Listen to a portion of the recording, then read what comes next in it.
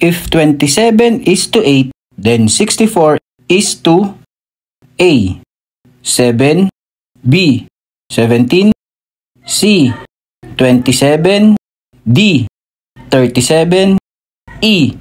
47.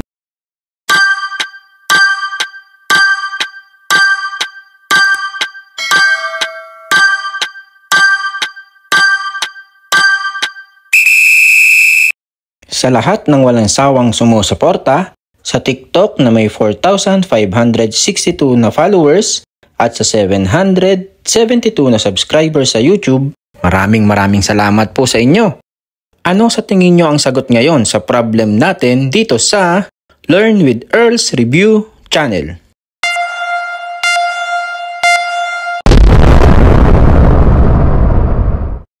May ilan na tayong videos na kapareho ng problem ngayon. Meron pa nga na isang video na nagkamali ako ng solusyon dahil sa padalos-dalos ko na pagsosolve. Ngayon, maghihinay-hinay na tayo para maiwasan natin ang magkamali muli kahit kung minsan hindi maiwasan na magkamali. Parang nung pinili mo siya. Unahin natin gamitin ang pagsosolve ng ratio and proportion. Itong dalawang nasa labas, i-multiply natin. 27 multiplied by nitong hinahanap, which is x. 27x is 2. Then itong 8, i-multiply natin sa 64. 8 multiplied by 64 is 512. Para makuha ang value ng x, divide natin both sides by 27. I-cancel natin ito. X na lang ang matitira.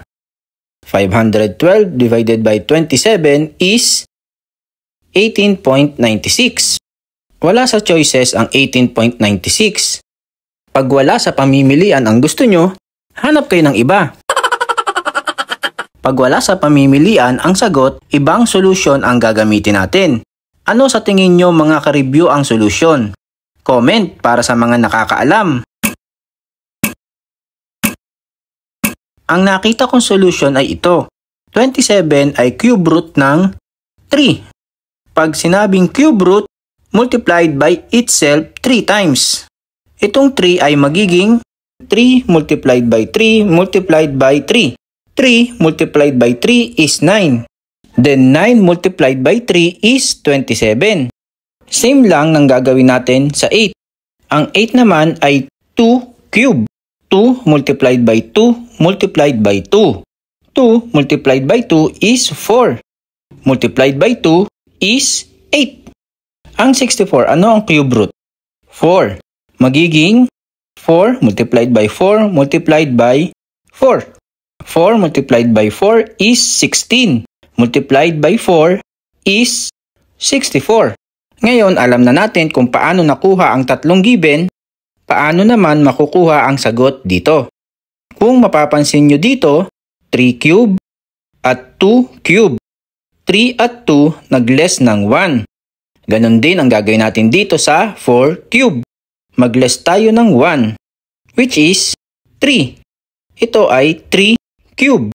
3 multiplied by 3 multiplied by 3 is 27. Kaya ang sagot natin ay C, 27. Para sa mga ka-review natin sa TikTok, subscribe po kayo sa YouTube channel natin. At doon nyo po i-comment ang mga sagot nyo. Sa YouTube channel po ako pipili ng pwedeng manalo ng GCash. See ya!